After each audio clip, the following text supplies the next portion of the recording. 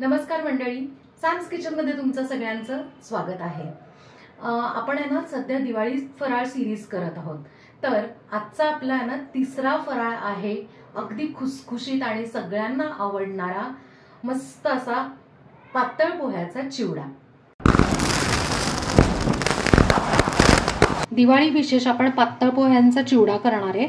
So पोहे चाळायच्या आधी सुद्धा आहे ना महत्त्वाची ही तयारी करायची, त्याचं कारण मी तुम्हाला नंतर सांगते। सो आपण इकडे काही जिन्नस घेतलेले। पहिलं म्हणजे अर्धी वाटी आपण फुटाण्याचं पंढरपुरी डाळ घेतलंय, 1 वाटी खोबऱ्याचे काप घेतलेत, असे पातळ काप करून घेतलेले आहेत, 1 वाटी शेंगदाणे, अर्धी वाटी फ्रेश असा कढीपत्ता, अर्धी वाटी किंवा त्याच्यापेक्षाही कमी आहे ना बारीक चिरलेल्या हिरव्या मिरच्या। या ज्या कमी तिखटवाल्या मिरच्या असतात ना त्या घ्यायच्या, किंवा तुम्हाला जेवढं तिखट पाहिजे त्या पद्धतीने। इथे मी अर्धी वाटी गावरान तीळ घेतलेले आहेत। आपल्याला अर्धा किलो आहे ना पातळ पोहे लागणार आहेत। तर आपल्या कढईमध्ये ना पावशेरच बसतात, म्हणून मी पहिली बॅच आहे ना इकडे चाळून घेतेय, कारण बऱ्याच वेळा काय होतं बारीक कचरा असतो किंवा काही वेगळं हे असतं, त्यासाठी आपण आहे ना चाळून घ्यायचं। किंवा होतं काय माहिती का की पोह्याचेच बारीक आहे ना कण असतात, तर त्याच्यामुळे ना पोहे ज्या वेळेला आपण भाजतो ना तर ते कण आहे ना जळतात आणि मग काय होतं चिवडा आपला नीट नाही दिसत ना, यासाठी छान स्वच्छ बघून चाळून घेऊया। हे बघा बारीक आहे ना कण सगळे दिसत आहेत। आता काय करूयात, ही जी पहिली बॅच आहे तर ती आपण आहे ना छानपैकी आहे ना मस्त खमंग भाजून घेऊया। आता एका मोठ्या कढईमध्ये थोडीशी अशी स्पेस ठेवायची, गच्च पोहे भरायचे नाहीत, नाहीतर काय होतं की आपल्याला अजिबात भाजता येत नाही।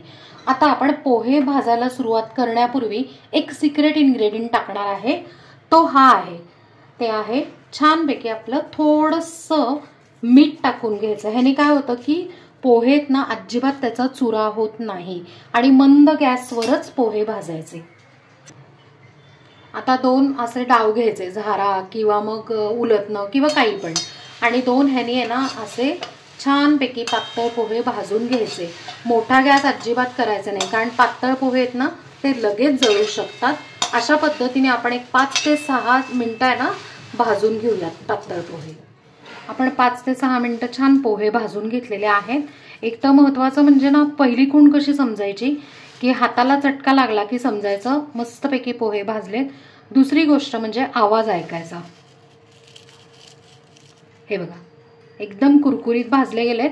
आता हे पोहे आपण आहे ना एका भांड्यामध्ये किंवा प्लेटमध्ये काढूयात आणि पुढची बॅच अशीच भाजून घेऊया। आपण सगळे पातळ पोहे आहेत ना छान खमंग भाजून आहे ना एका मोठ्या पातेल्यात काढून घेतलेले आहेत, कारण आपल्याला जे तळलेले जिन्नस आहेत ते सगळे या पोह्यावर काढायचे आहेत ना, किंवा नंतर सुद्धा आहे ना चिवडा हलवायला सोपं जातं, म्हणून आपण मोठ्या पातेल्यामध्ये काढलेले आहेत। एका कढईत ना मी 1.5 ते 2 वाट्या तेल घेतलेलं आहे।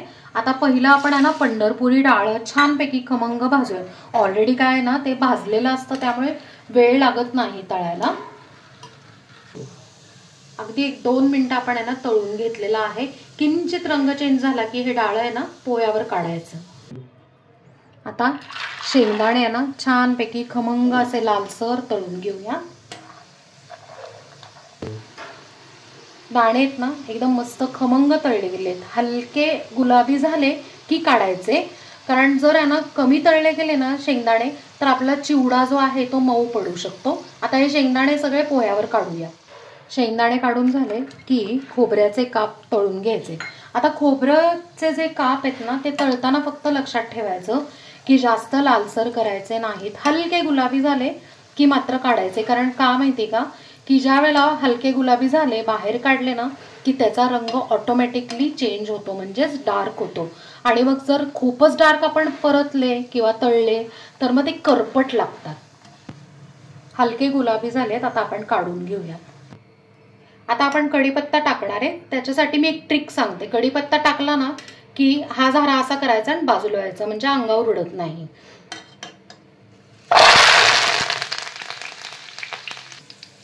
आता कढीपत्ता कुरकुरीत तळायचा आहे ना तर 1-2 मिनिटं असाच ठेवायचा, त्याचे पूर्ण बुडबुडे जाऊ दे मगच काढायचा। ह्याचा अर्थ काय होतो किंवा ही साईन आहे कढीपत्ता कुरकुरीत तळला गेलाय। बुडबुडे थांबलेत आणि तेल पण शांत झाले। आता आपण कढीपत्ता काढून घेऊयात। आता याच तेलात आहे ना आपण फोडणी करणार आहोत। सुरुवातीला काय करायचंय, मोहरी घालायच्या आधी आपण हिरवी मिरची घालून घेणार आहोत, छानपैकी तळून घेणार आहोत, मगच मोहरी घालायची, नाहीतर मग मोहरी जळते। लो फ्लेमवर आहे ना मिरची तळून घ्यायची, थोडासा लालसर कलर येऊ द्यायचा। हिरवी ठेवली तर काय होतं की मिरची कच्ची राहते, मॉइश्चर राहतं आणि आपला जो चिवडा आहे तो मऊ पडतो। आता मिरचीचा रंग तुम्ही बघू शकताय चेंज झालेला आहे आणि बुडबुडे पण कमी झालेले आहेत, थोडासा असा आहे ना लालसर कलर आलाय। गॅस बंद करायचा आणि लगेच त्यात ना मोहरी घालायची। त्यात आता हे तीळ घालून घेऊया। 1 चमचा मी हिंग घेतला इकडे। तीळ पण असे मस्त तडतडत आहेत एकदम। आता 1-2 मिनिटांनी आपण हळद टाकणार आहोत, नाही तर काय होतं हळद जळून जाते ना, म्हणून ती 2 मिनिटांनी टाकायची। 1.5 ते 2 चमचे हळद। आता हळद पण किती टाकायची ती पण प्रमाण आहे, कारण आपल्याला पिवळा धमक्क चिवडा नकोय, हलकासा पिवळा रंग पाहिजे। फोडणी आपली तयार आहे। आता आपण आहे ना पोह्यावर ओतून घेऊया। गरम गरम फोडणी आता ह्याच्यावर ओतून घेऊया।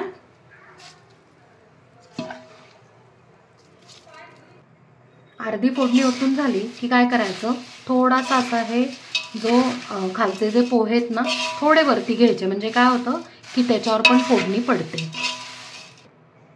आता उरलेली फोडणी सगळी ह्याच्यावर स्प्रेड करून घेऊया। आता ह्याच्यावरच काय करायचंय, गरम असतानाच आहे ना थोडीशी आहे ना आमचूर पावडर आपण घालून घेणार आहे। 1 ते 1.5 चमचा आपण घालून घेणार आहे। आमचूर पावडर जर नसेल ना तर सायट्रिक ऍसिड 1 चमचा घ्यायचं आणि कुटून त्याची पावडर करून घालायची। चवीप्रमाणे मीठ।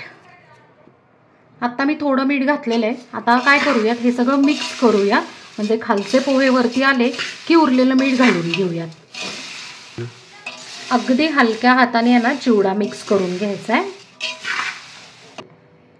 चिवडा छानपैकी आपण मिक्स करून घेतलेला आहे। कलर सुद्धा एकदम परफेक्ट असा मध्यम पिवळा आलेला आहे आणि शेंगदाणे सुद्धा तुम्ही बघू शकताय मस्त तळले गेलेले आहेत। खोबरं बघू शकता, महत्त्वाचं म्हणजे अजिबात करपलेलं नाही दिसत आहे। छान असं कॉम्बिनेशन मस्त झालेलं आहे रंगांचं। अशा प्रकारे दिवाळी विशेष आपला चिवडा तयार आहे, आपण तो सर्व करूया। मंडळी दिवाळी विशेष मस्त परफेक्ट अर्धा किलोचा पातळ पोह्याचा चिवडा तयार आहे। एकदम मस्त खमंग खुसखुशीत झालेला आहे। आणि महत्त्वाची एक टीप आहे की पूर्ण गार झाल्याशिवाय अजिबात डब्यात हा चिवडा भरायचा नाही।